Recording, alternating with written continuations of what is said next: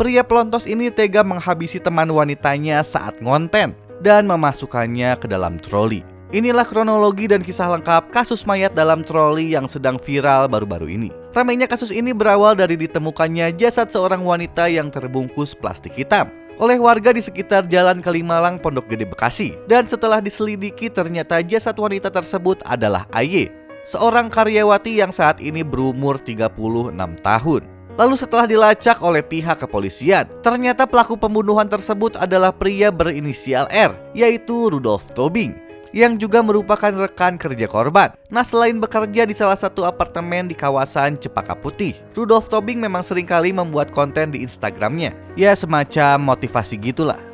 Nah, kebetulan pada hari itu Rudolf Tobing ini mengajak salah satu temannya, yaitu AY, alias korban, untuk membuat konten podcast bersama ceritanya guys. Dan gak lama kemudian AY pun muncul setelah dijemput sama si Rudolf.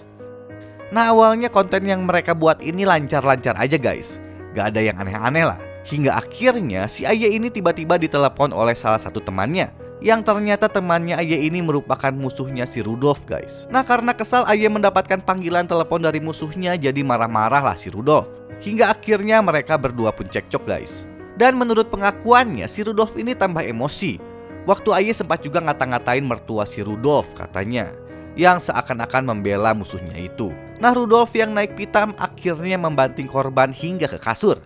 Dan ketika AY ingin meminta tolong kepada orang lain menggunakan handphonenya, Rudolf pun dengan cepat mencekik AY hingga akhirnya tewas guys. Nah, setelah AY tewas, Rudolf pun kemudian membawa jasad AY keluar menggunakan troli. Dan saat di lift, Rudolf bersikap sangat santai agar tidak tampak mencurigakan guys. Bahkan dia pun sempat tersenyum dan bertingkah ramah pada sesama pengguna lift lainnya. Setelah sukses membuang jasad AY menggunakan mobil, Rudolf pun tidak ketinggalan menggarap barang-barang milik korbannya itu guys. Dan menurut pihak kepolisian, Rudolf ini tertangkap setelah terciduk menjual laptop kepunyaan AY guys. Parah banget. Jadi inilah kronologi lengkap tentang kasus mayat di dalam troli. Bagaimana pendapat kalian guys? Tulis di komentar.